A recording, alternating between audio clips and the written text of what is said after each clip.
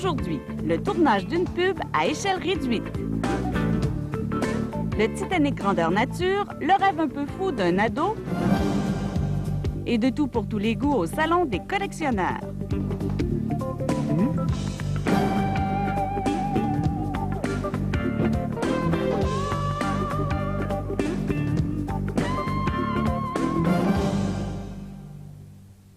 Salut, ici Nancy Ferron, bienvenue au Bulletin des jeunes.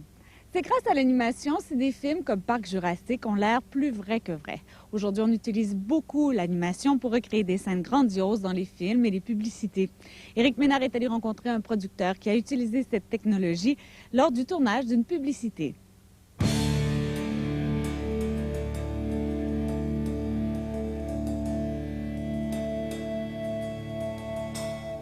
Le motion control, c'est fondamentalement un instrument qui nous permet d'avoir des mouvements de caméra précis. À chaque fois qu'on déclenche le processus de mouvement de caméra, et si on le redemande 10, 15, 20, 1000 fois, ça va toujours être de la même façon parce que c'est contrôlé par ordinateur. C'est une technologie qui a pris origine, évidemment, en Californie, à Los Angeles. Ça fait, moi, je dirais que ça fait 20 ans que c'est sur le marché. Ça fait peut-être 30 ans que c'est en expérimentation.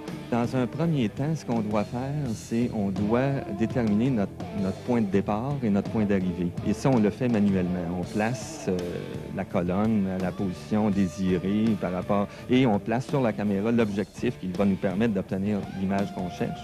Et après ça, tout au long de notre répétition de mouvement, c'est là vraiment qu'on détermine du point de départ au point d'arrivée si la caméra va lever, si elle va avancer, et ainsi de suite.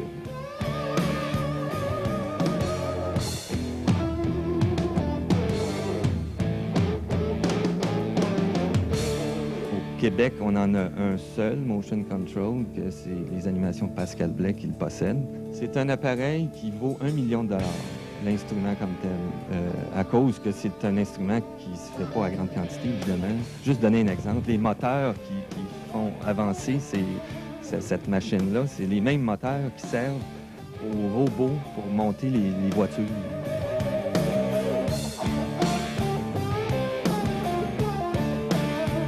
Le motion control, qu'est-ce que ça te permet de faire que tu ne pouvais pas faire avant?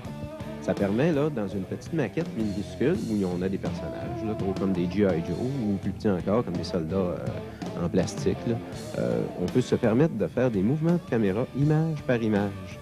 Quand on fait de l'animation image par image, c'est bien important d'avoir quelque chose de très, très fluide.